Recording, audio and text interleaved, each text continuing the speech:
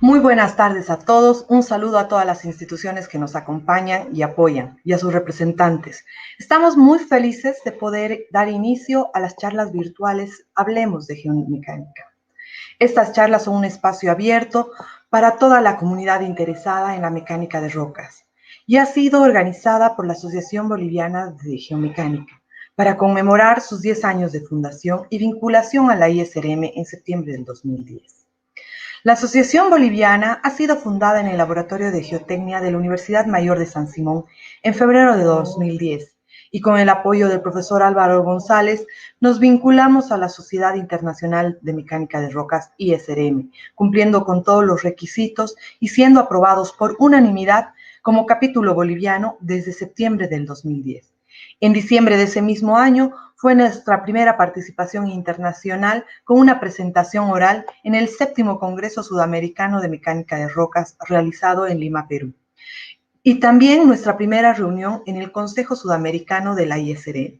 10 años después de nuestra fundación y con el mismo espíritu y ánimo y dando cumplimiento a nuestra razón de ser, con los objetivos planteados, siempre en mejorar nuestras habilidades de ingeniería de rocas, la Junta Directiva organiza este ciclo de exposiciones técnicas virtuales que en su quinta presentación el día de hoy y concluyen el 16 de octubre del 2020. Estas semanas contaremos con la presencia y hemos contado con la presencia de expositores nacionales e internacionales de gran talla profesional, de los que estamos seguros estamos aprendiendo mucho. En este sentido, sin extenderme más, y antes quisiera dar una felicitación exclusiva a nuestro querido compañero André Cuorelli, que hoy está de cumpleaños. Un abrazo, André. Vamos a dar inicio con nuestras charlas técnicas virtuales Hablemos de Geomecánica, presentando a nuestro expositor el día de hoy, el ingeniero Camilo Fuertes. Él es ingeniero civil, graduado el 2009 de la Universidad Nacional de Colombia, con una maestría en Ingeniería en Recursos Hídricos de la Universidad Nacional de Colombia, sede Medellín, conocimientos de hidráulica, hidrogeología, geotecnia, mecánica de rocas. Las líneas de diseño de las cuales ha desempeñado son diseños de obras hidráulicas, la estabilización de taludes de suelos y roca, diseño de túneles, diseño de cimentaciones, modelamiento numérico de presas, de materias granulares, hidrología y un análisis de datos. Él es ingeniero hidráulico, ha trabajado en la Secretaría de Medio Ambiente, Alcaldía de Medellín, es profesor de cátedra en el Politécnico Colombiano Jaime Isaza Cadavid, es especialista de recursos hídricos, ha trabajado en SEMCO, Integral, Solingral, INGEX, en HMB Ingeniería como ingeniero de diseños, coordinador de proyectos en el área de hidrología hidráulica, investigador en el Centro de Construcción SENA, ingeniero civil en Integral SEA. Muy buenas tardes, Camilo. Un gusto tenerte aquí.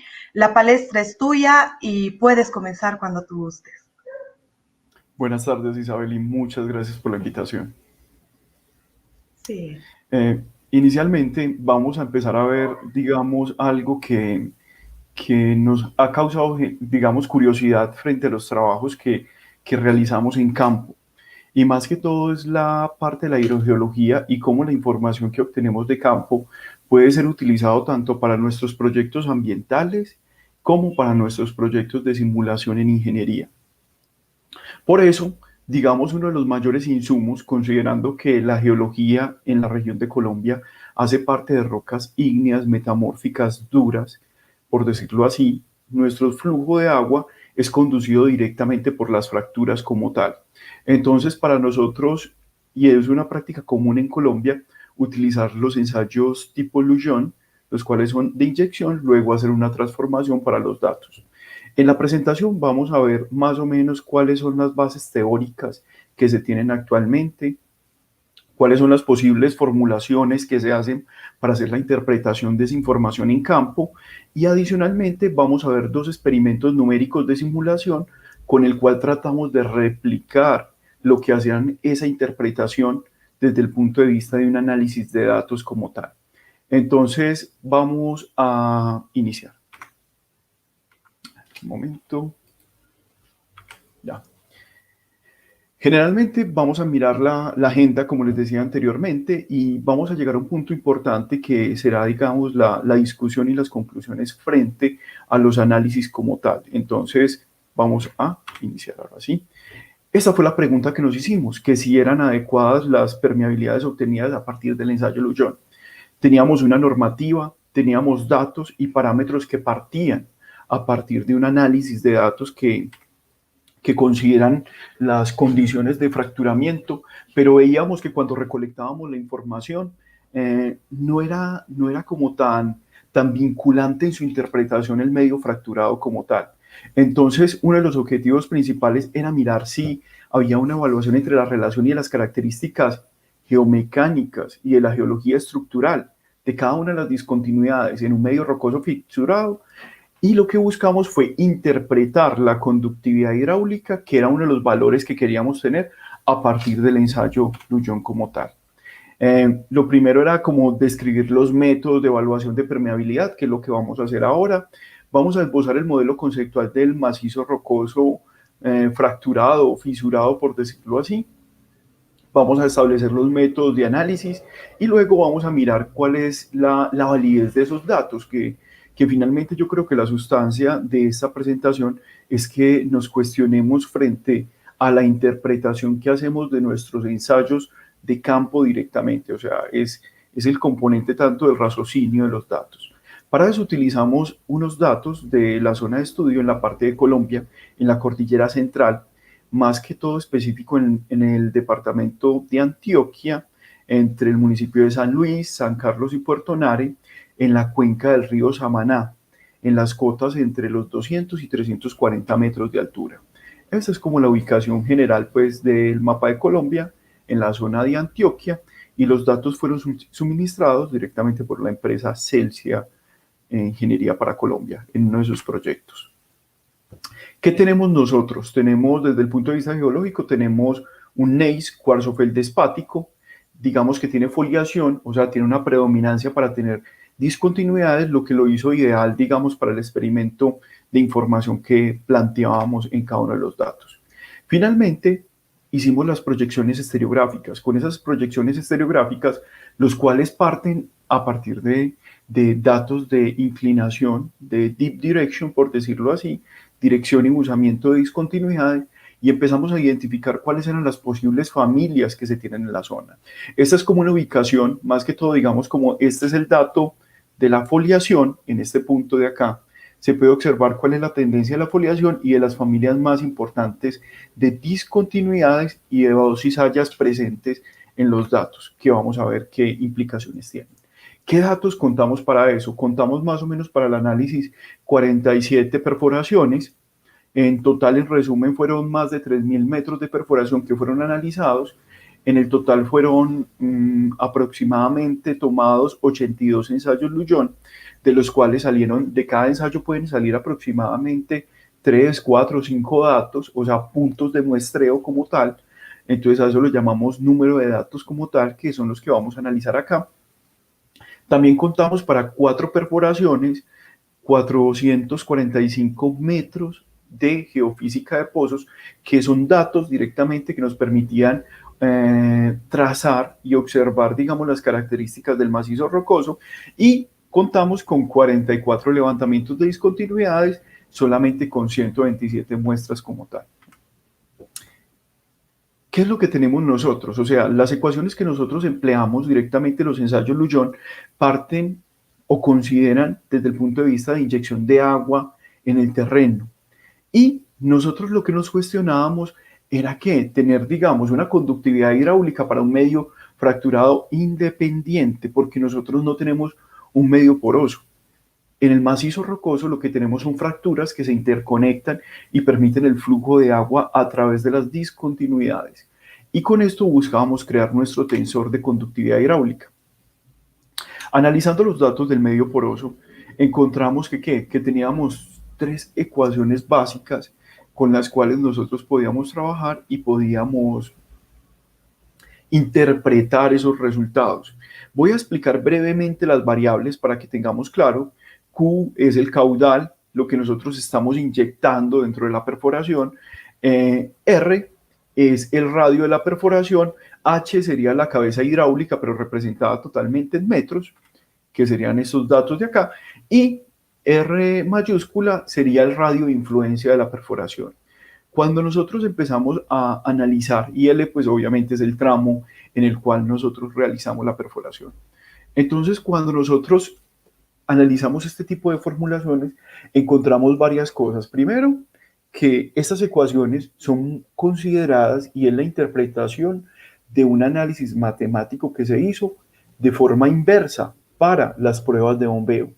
Lo cual nosotros buscábamos identificar era que teníamos ecuaciones de recarga de pozos como tal, pero eran un medio poroso.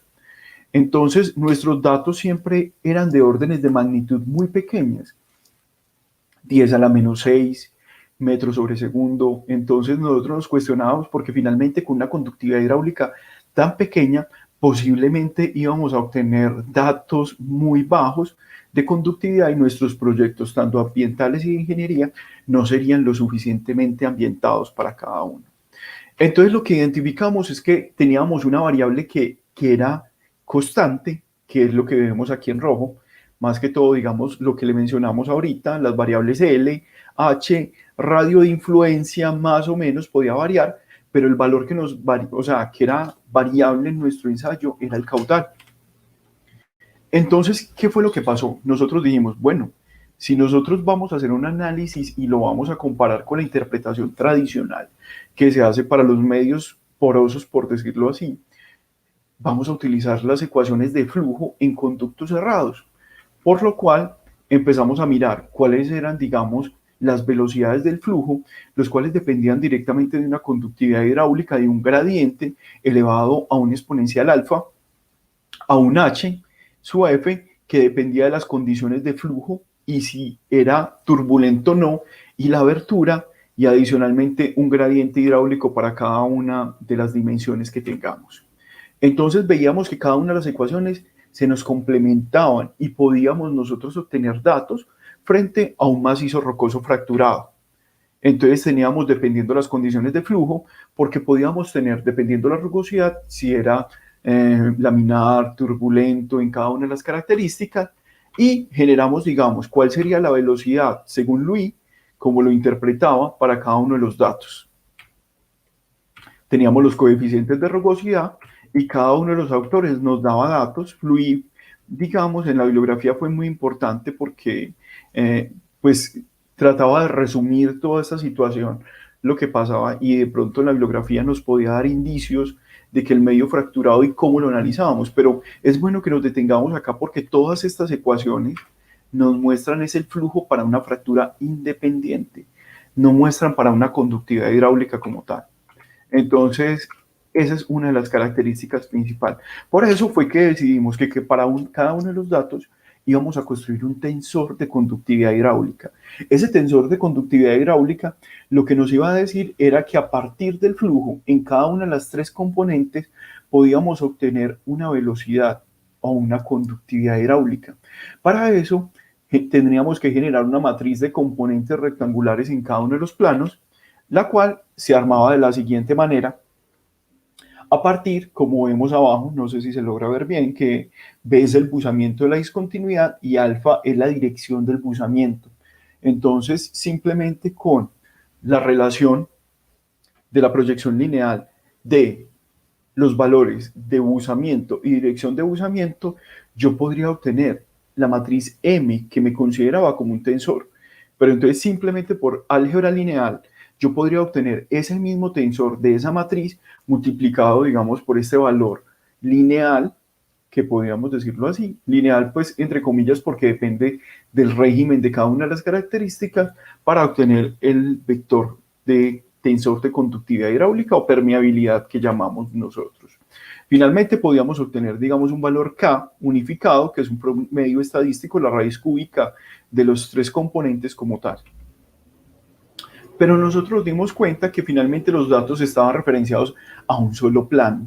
Entonces, por lo cual decidimos empezar a rotar cada uno de esos datos de la matriz que teníamos. Entonces, con cada uno de esos datos de la matriz que teníamos, finalmente teníamos para cada uno de los componentes, tanto en Y y en Z, que eran los datos, digamos, como importantes para nosotros, Z considerando que la vertical, Y la horizontal, en cada uno de los datos, podíamos obtener cuál era la matriz de rotación que debíamos hacer en cada uno de los datos. Entonces, finalmente, esa conductividad que ustedes veían atrás simplemente era de un principio matricial, el cual teníamos la matriz de rotación por la tensorial que teníamos y por la traspuerta de la rotación, y con esa teníamos la matriz ya transformada de cada uno de los componentes. Pero entonces nosotros nos empezamos a cuestionar, venga, pero si estos datos realmente nos están mostrando información, los datos que tenemos de nuestro tensor de conductividad, y tenemos unos datos que vimos anteriormente, que eran los métodos clásicos, por decirlo así, para obtener, digamos, la interpretación de datos, ¿por qué camino cogíamos? Teníamos una disyuntiva de dónde teníamos que abordar. Si trabajábamos todo como un medio fracturado o nos íbamos por el macizo rocoso, como que fuera un pseudo medio poroso, por decirlo así. Entonces, lo primero que empezamos a hacer era, hagamos un análisis o planteemos dos experimentos. Y en cada uno de los experimentos vamos a definir una de las variables. En el primer experimento vimos los datos que eran variables como tal, el caudal lo pusimos a variar también para mirar, digamos, que era un ensayo estadístico.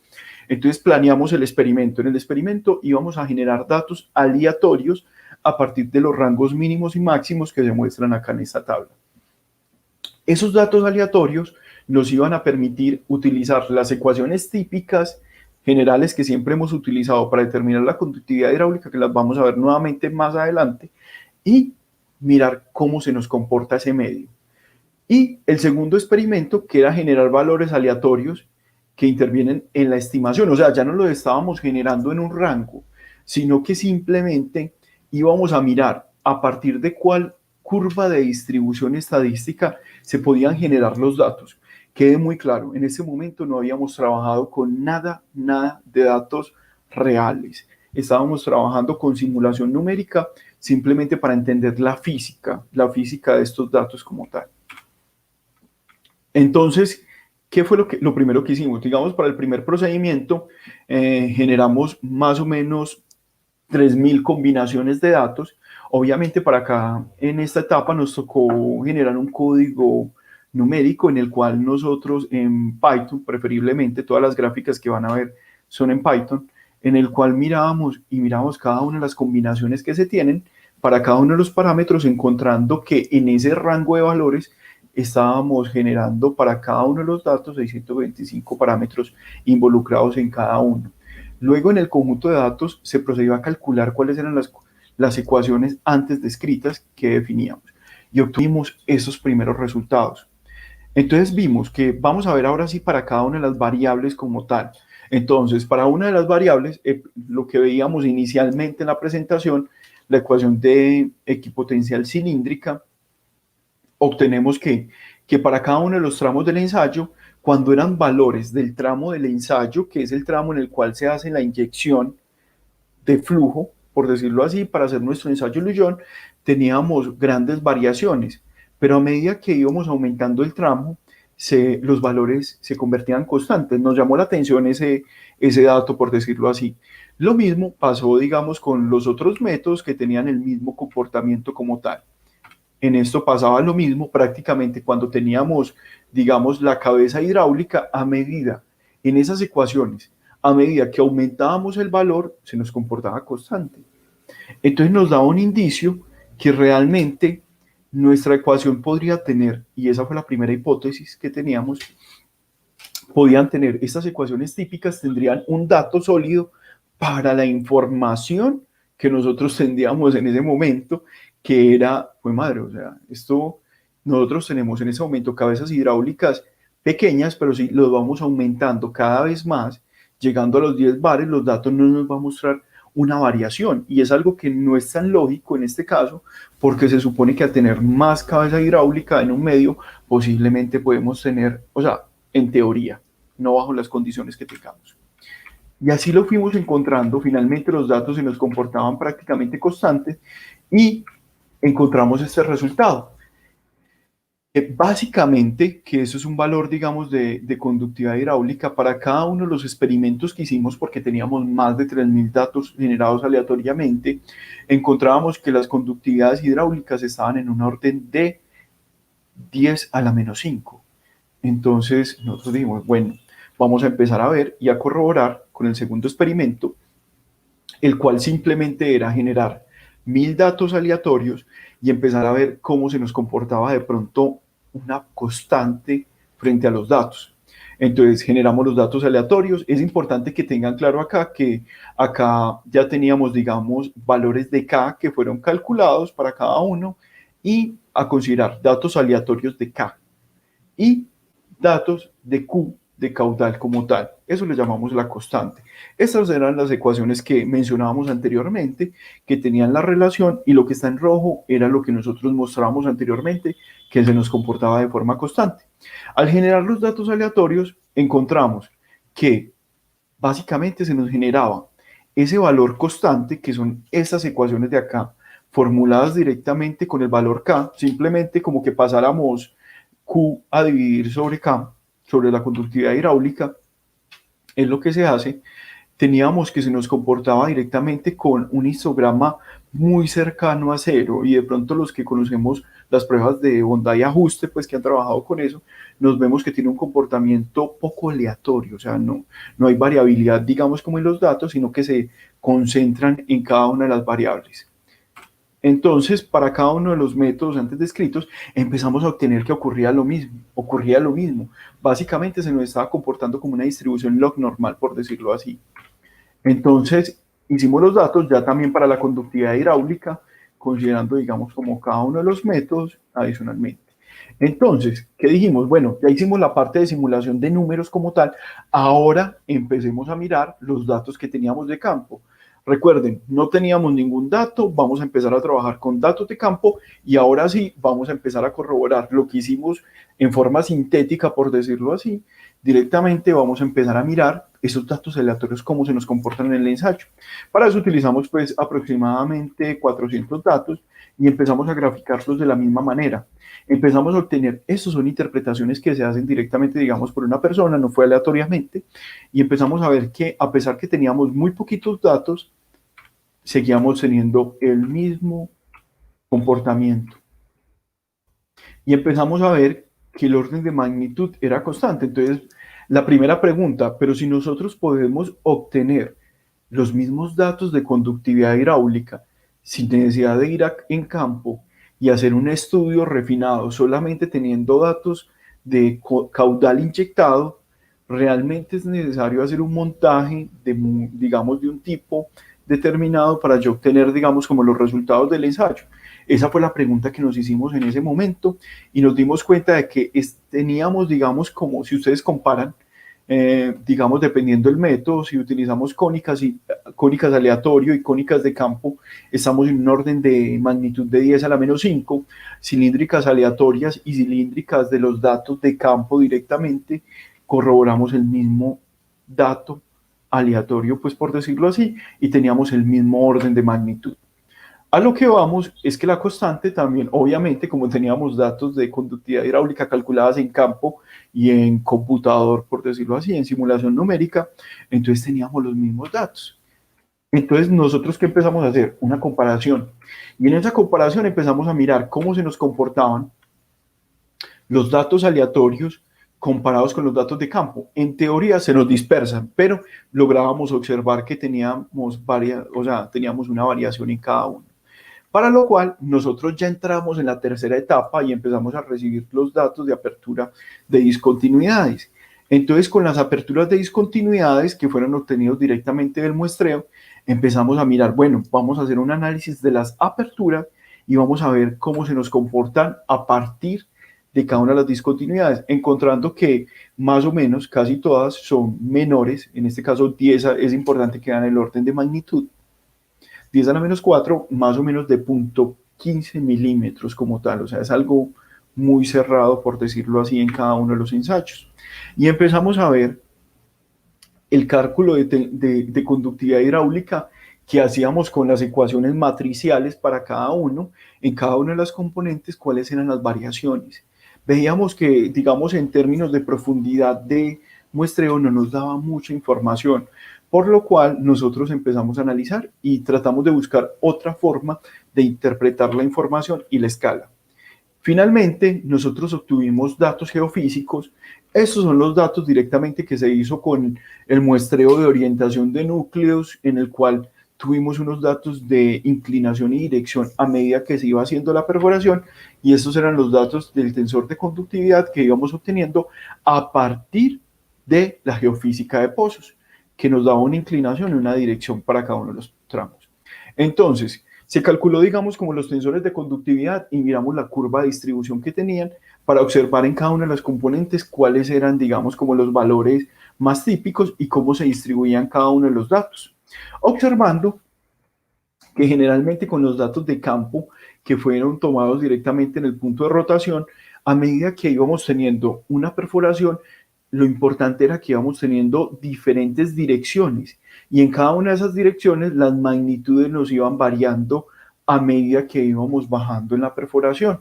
Entonces, estos son órdenes de magnitud de velocidad de flujo, pues por decirlo así, conductividad hidráulica para cada una de las componentes, asociado a ¿qué?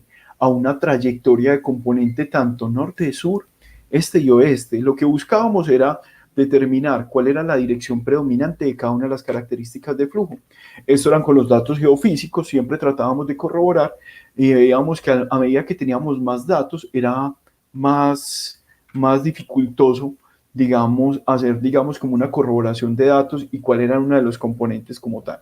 Cuando buscamos tener, digamos, cuáles eran las zonas homogéneas a partir de las concentraciones, vimos que las conductividades hidráulicas en inclinaciones que eran menores, por decir, pero no menores, o sea, en un término mayores, o sea, más cercanas, digamos, como a 90, que es algo físico, por decirlo así, de 0 adentro, 90 afuera, por decirlo. En ese punto, las conductividades en el componente y en el análisis matricial se nos volvían prácticamente cero. Entonces empezamos a cuestionarnos frente a los datos, nos mostraba una distribución pues más normal, sin afectación, pero vimos que realmente la implicación que tienen tanto el componente matricial que nosotros utilizamos, estos son datos tomados directamente de orientación de núcleos y estos son datos que obteníamos con la geofísica de pozos.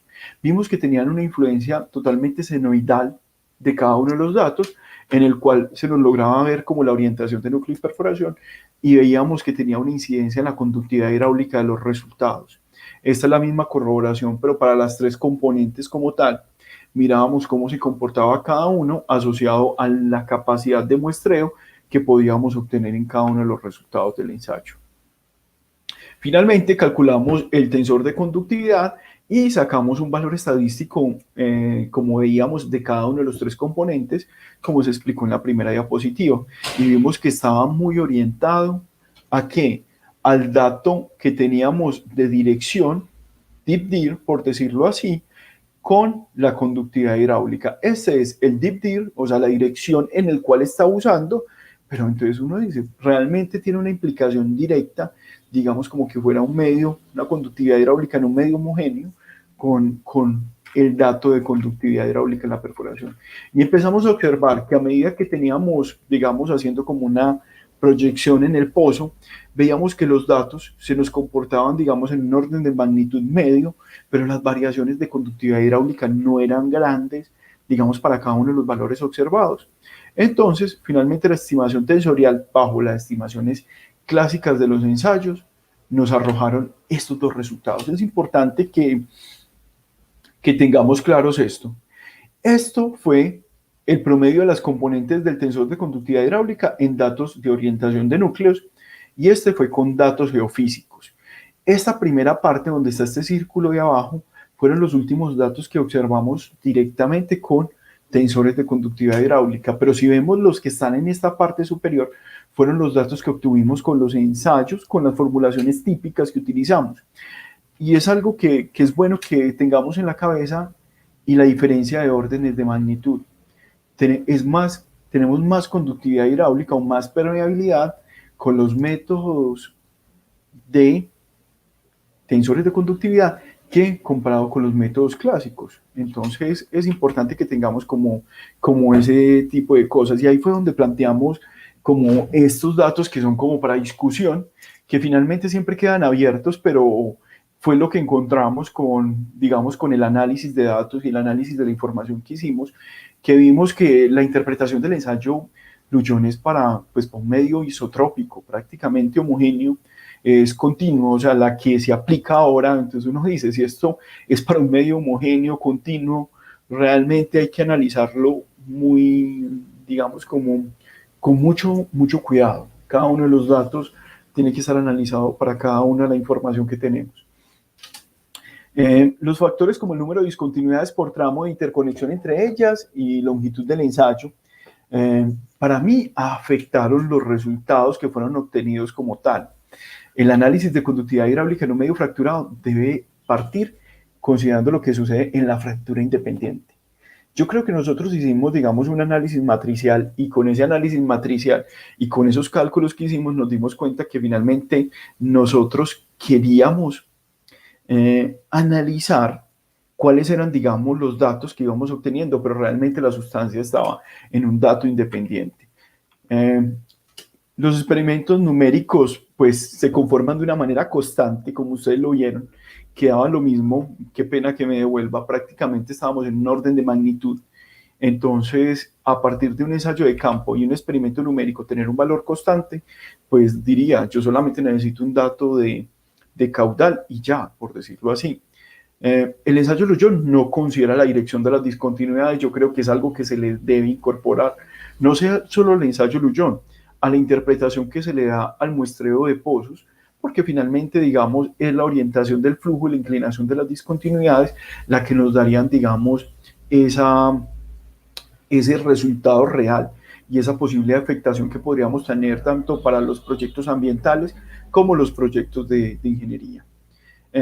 Se presentan diferencias sustanciales entre la conductividad hidráulica y en el ensayo Lujon, interpretación clásica, por decirlo así, y los datos de conductividad hidráulica reportados en el tensor. Estamos hablando que prácticamente de pronto hay que cuestionar que si trabajamos con nuestros modelos que tienen órdenes de magnitud bajos, posiblemente no estamos del lado de la seguridad, pero adicionalmente es un dato real porque nuestros modelos aceptan medios porosos, pero realmente el modelo de nosotros es totalmente fracturado y este sería un insumo como tal para esto. Lo que hablábamos que es algo pues que es de analizar, digamos, para futuras cosas, que finalmente los tensores de conductividad, nuestros resultados se comportan, digamos, de forma senoidal.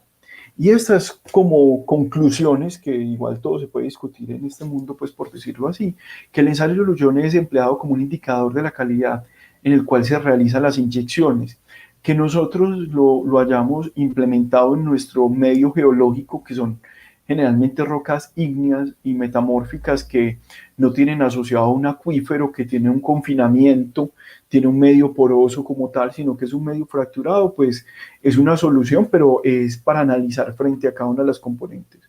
Las formulaciones empleadas para la conductividad hidráulica a partir de datos de inyección se basan en principios, digamos, de medios porosos, que son inyección de acuíferos. Y esa inyección de acuíferos lo que nos dice a nosotros es prácticamente considerar la misma ecuación de bombeo, pero en inversa, para mirar cuánta agua le tengo que inyectar a ese acuífero como tal. En muchos casos, digamos como en México, que se utilizan las fórmulas, las ecuaciones de Dupuy, por decirlo así, para inyectar flujo en ese acuífero que ya está desgastado, que se vuelve más económico que construir, digamos, como un nuevo pozo o un nuevo acueducto como tal. Las formulaciones descritas no representan las condiciones reales del medio, ya que posiblemente puede tener variaciones de la permeabilidad en el componente con los datos. Y para mí esta es una de las, digamos, no la de la log normal. Ya vimos que los datos, finalmente, tanto los que son tomados de campo y los que son generados aleatoriamente, se nos comportan, digamos, como una distribución tipo log normal en cada uno de los ensayos. Y adicionalmente, estamos hablando de los ensayos típicos Lujon, no los de tensor de conductividad, pero lo que sí es importante que tengamos es que básicamente Al obtener, digamos, un valor de caudal, podemos obtener un valor clásico o al menos un rango. Si lo multiplicamos, cuando hablamos de caudal, es el dato que inyectamos al macizo rocoso para mirar, digamos, cuál es la conductividad hidráulica en el ensayo. Nosotros simplemente multiplicamos por 0.01 metros sobre segundo o 0.01 metros sobre segundo, por decirlo así. Entonces, metro cuadrado, por decirlo así, pues a la -2, porque la idea es dividir este dato. Se pueden obtener datos muy similares a la conductividad hidráulica como tal. Lo que decíamos, realmente el tensor de conductividad se realizó para medios de fracturas independientes, integrando, digamos, la rotación en cada uno de los datos como tal. Los órdenes de magnitud de la conductividad hidráulica en un medio fracturado están en el orden de 10 a la -13. En este caso, digamos, si lo comparamos para el mismo proyecto, para la misma información, entonces es bueno que nos replanteemos frente a los análisis que planteemos en cada uno de los datos. Y donde realizamos ensayos que se reportan, digamos, para cada una de las fracturas, el tensor de conductividad nos puede dar, digamos, como datos y orientaciones, porque muchas veces la orientación puede estar distante de la afectación que tengamos en cada uno de los datos. Los métodos geofísicos nos dan mucha información y los valores de conductividad hidráulica por tramos pueden identificar anomalías. Y eso es importante porque no podemos considerar que el medio es totalmente homogéneo, isotrópico y lineal como tal. Finalmente, recomendaciones básicas que uno hace, adicionalmente se debe buscar vincular pues, valores de RQD o de clasificación a partir pues, que nos dan un indicio al no tener nada frente a eso, frente a la conductividad y poder ajustar, digamos, como la recomendación de los datos in situ con los tensores de conductividad hidráulica. Muchas gracias y estoy atento si tienen alguna pregunta.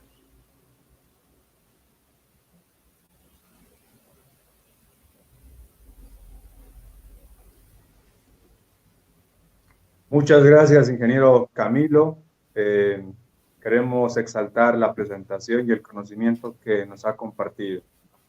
Quiero contarle que llegaron asistentes de distintos lugares y presentan sus saludos de reconocimiento a la exposición desde Bogotá, Medellín, Colombia, Sao Paulo, Brasil, Santa Cruz, Cochabamba, La Paz, y Tarija, Bolivia, Arequipa y Lima, Perú. Le mandan también saludos desde Asunción, Paraguay, y desde Madrid, España. Paso a leer las preguntas que nos dejaron en el chat. Ingeniero, al ser un medio rocoso, ¿considera que las direcciones de las perforaciones influyen en los resultados? Influyen directamente en los resultados, ya que dependiendo la orientación de núcleos que tenemos que hacer, digamos, tendría una implicación directa si tenemos mayor conductividad y no. Supongamos que tenemos discontinuidades que son muy verticales, que pueden tener, digamos, un buzamiento entre 60, 90 grados, pues máximo como tal. Entonces, normalmente, posiblemente, en las perforaciones verticales que hagamos, pues solamente la podemos encontrar una o dos veces.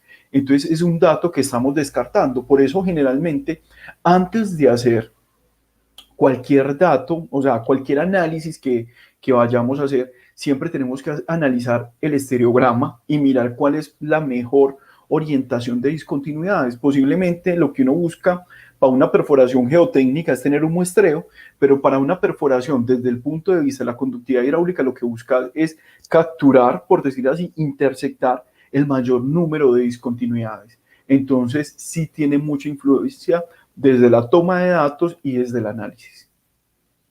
Muchas gracias, ingeniero. La siguiente pregunta, ¿cuál sería el criterio para definir el número de ensayos Lugión por tramo perforado?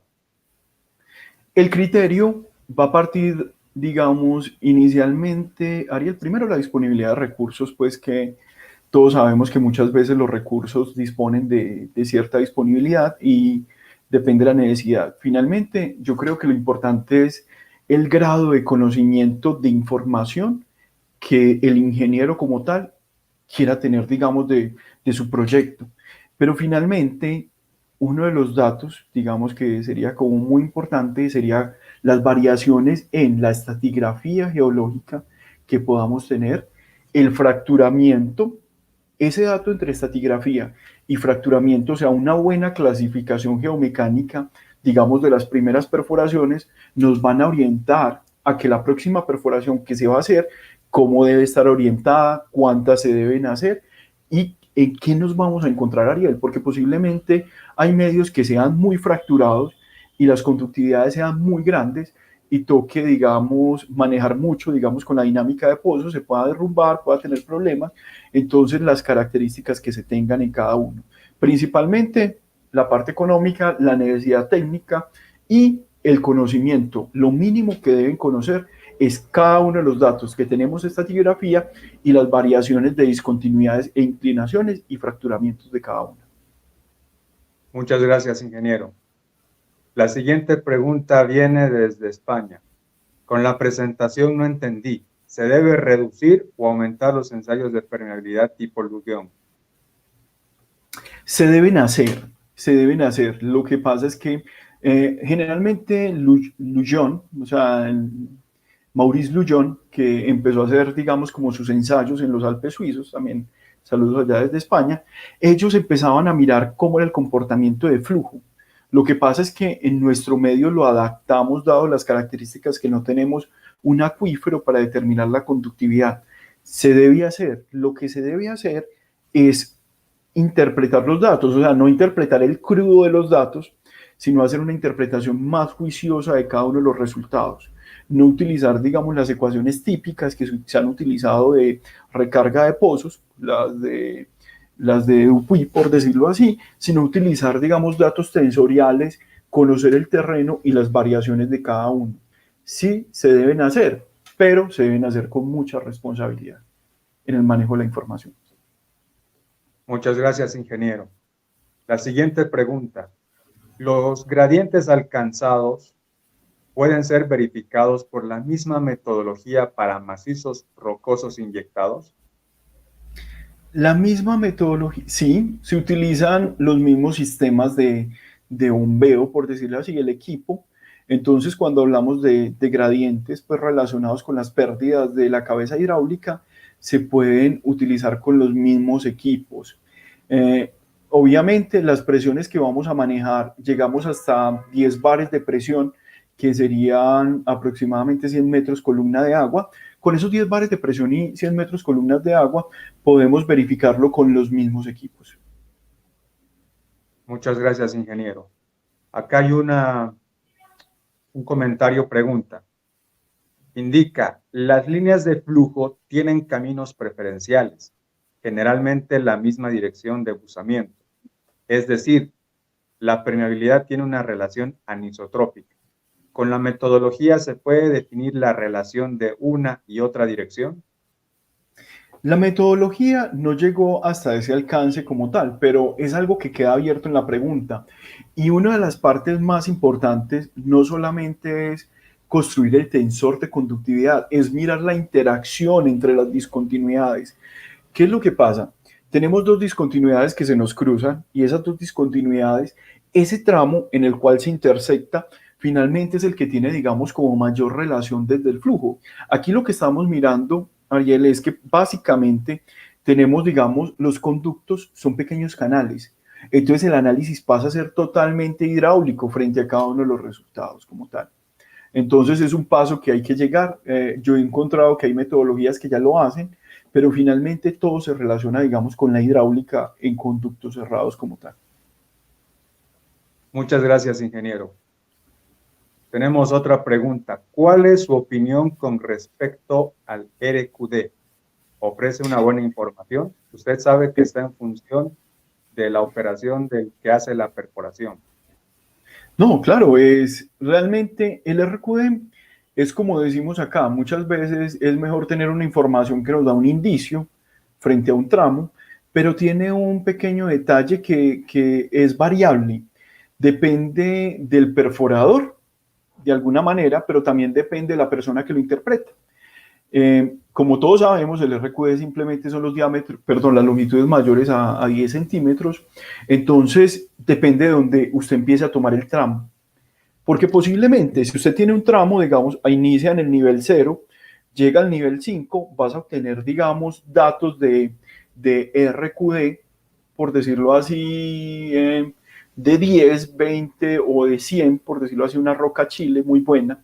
Pero si vos empezás a tomar el RQD a los 5 metros de perforación, el RQD va a cambiar. Entonces, el RQD depende mucho de dónde empiece usted a tomar las medidas de RQD en la lectura de pozos y quién la interpreta. Porque recuerde que muchas veces, si no es un perforador que está experimentado, el perforador posiblemente lo que le interesa es obtener rendimiento y es perforar, perforar, perforar. Y eso es dañino porque te puede dar una interpretación falsa del macizo rocoso como tal.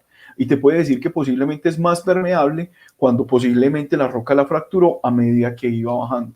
No estoy hablando mal de los perforadores, sino que la ciencia de la perforación debe tener un cuidado en específico para eso y hay perforadores muy, muy buenos y con mucha experiencia como tal. Otra pregunta de parte desde Brasil.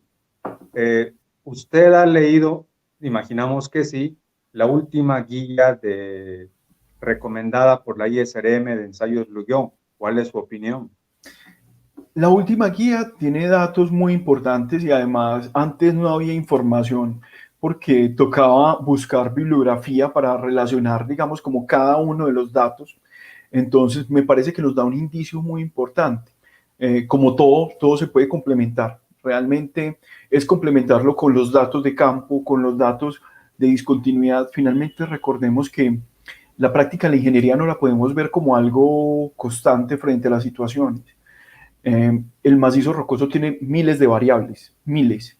En este caso, como ustedes vieron, solamente estábamos evaluando, no sé, 7, 8 variables. Y les puedo apostar que si uno analiza cada uno de los datos, va a encontrar variables que uno ni se espera. Por ejemplo, el relleno. El relleno es un dato que aunque lo consideramos, digamos, en la interpretación, no lo tenemos físicamente representado en cada uno de los datos. Yo creo que es un buen inicio, digamos, la ICRM no lo presentaba antes, pero lo tenemos que empezar a complementar con las características del macizo rocoso, la experiencia de las personas que están en campo obteniendo resultados y finalmente mirándolo como un tensor de conductividad cuando estemos hablando de estos dos tipos de ambientes.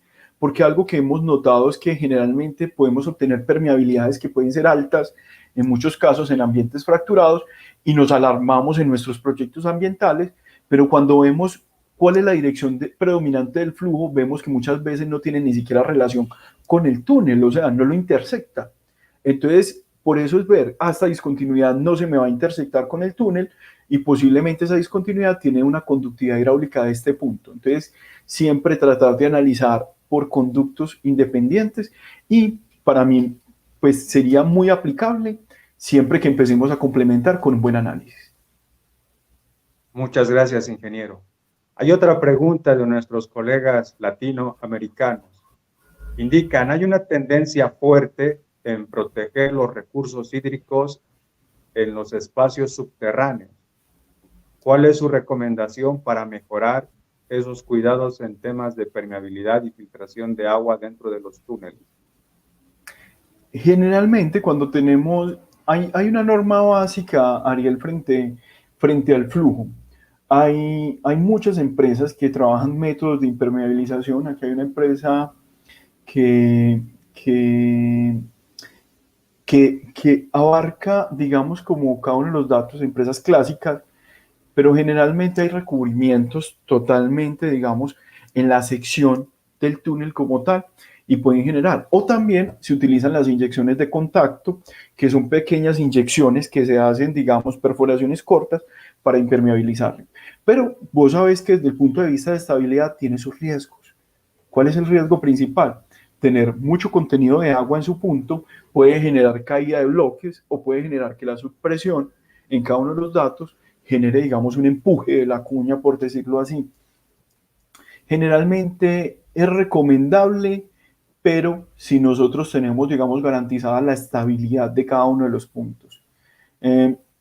Métodos hay muchos, y lo importante es que siempre nuestros datos de conductividad hidráulica estén relacionados con un dato de conductividad, o sea, no simplemente hay agua, tenemos que sellar todo, sino hay agua, cuáles son mis condiciones de estabilidad, cómo lo debo garantizar y así yo puedo abarcar, digamos, que el proyecto siga siendo seguro como tal. Muchas gracias, ingeniero. Y la última pregunta. Acorde a su investigación, ¿cuál debería ser la futura investigación para un pionero en este tipo de actividades? Primero, en este contábamos solamente con datos de un proyecto como tal. La integración de los datos, empezar a ver, digamos, hay muchos autores que muestran, digamos, como el medio fracturado como un fractal, pero finalmente, al hacerlo, digamos, de forma fractal, nosotros estamos reflejando a partir de un muestreo pequeño, lo fractalizamos, digamos, por decirlo así, pues, como todo el macizo, lo que estamos haciendo es una nueva simulación. Todo lo que van a encontrar en el medio es muy asociado no a la física real que se tiene el medio. Entonces yo creo que los proyectos, tanto de investigación, generalizar mucho nos ayuda, digamos, a tener respuestas rápidas, pero finalmente lo que nosotros buscamos es que sean datos puntuales en cada uno de los proyectos. Cada proyecto tiene sus características. Yo he trabajado proyectos que el macizo rocoso está asociado a una zona de falla muy amplia y prácticamente tenemos roca totalmente fracturada con GSIs en rangos de 30 y otros proyectos que básicamente la obra subterránea son muy, digamos, muy básicas. Entonces, por ejemplo, decir, tenemos discontinuidades, tenemos asociados, digamos, como las fracturas, pero vos, Gina, te preguntás, los dos métodos que yo generalizo es para cada uno. Yo creo que ya es momento que empecemos a discriminar para cada uno de los análisis y para cada una de las características geológicas, que esa sería una de las mejoras que podíamos hacer, digamos, para los análisis de planteamiento de la ICRM, que de pronto tenemos que empezar a discriminar para cada uno de los ambientes y empezar a mirar cuál es el comportamiento de flujo para cada uno y mirar cuál ensayo lo puedo adaptar y cómo lo puedo adaptar para cada uno. Muchas gracias, ingeniero. Siguen entrando preguntas. Voy a leer otra. Dado que el modelado numérico requiere una serie de parámetros de entrada, ¿cuál cree que puede ser la debilidad de este tipo de enfoque? ¿Qué se puede mejorar para los próximos años de investigación y estudio desde Brasil? Los próximos años tenemos que empezar a conocer más el macizo rocoso. No es simplemente perforaciones, como ustedes ven, a pesar que hicimos muchas perforaciones, generalmente cuando empezamos a entrar en el túnel y a tener ese muestreo, es que conocemos el túnel. Yo creo que lo principal es no confiarnos de entrada que porque tenemos 20, 30 perforaciones ya conocemos todo el macizo rocoso. Yo creo que una de las debilidades del ingeniero es la confianza que puede sentir frente a una interpretación de uno de los datos.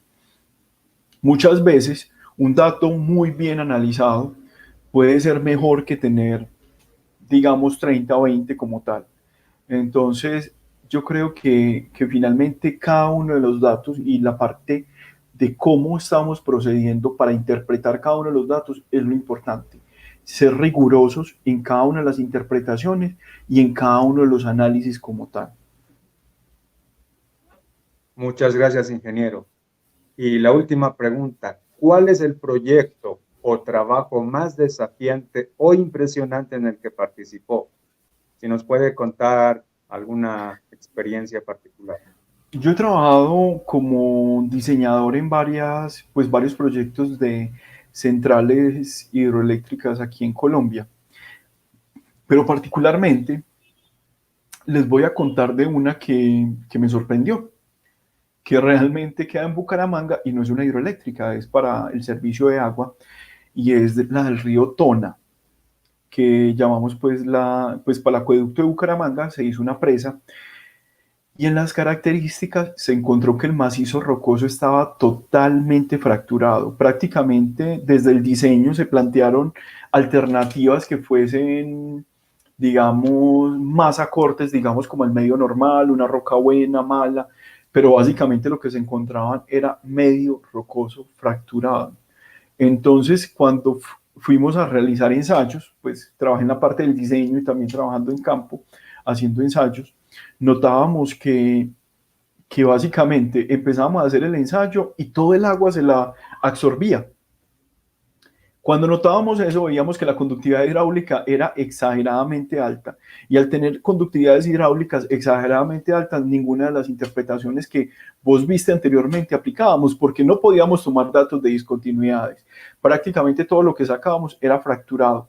Y los contactos de falla que quedan en Bucaramanga, que es un departamento de Santander, el departamento de Santander aquí en Colombia, más que todo en la parte muy cercana pues como al norte, por decirlo así, y asociado digamos a un gran número de fallas geológicas, nos mostraba que el fracturamiento era tan alto que el ensayo Lujon, por decirlo así, o el ensayo de interpretación de flujo no era suficiente, y tratábamos de mirar tensores de conductividad, no eran suficientes. Entonces la pregunta que vos te haces, Ariel, es que realmente la conductividad es alta y no tenés que preocuparte por buscar un valor, tenés que preocuparte es por solucionar esos valores de conductividad, porque vos sabes que la función de la represa, por decirlo así, es contener tanto agua en la cara principal como en el subsuelo. Entonces el reto era construir básicamente una presa en el subsuelo, comparado digamos con la superficie. Ingeniero Camilo, muchas gracias por su participación. La exposición ha sido muy interesante. Gracias. Muchas gracias a ustedes por la invitación.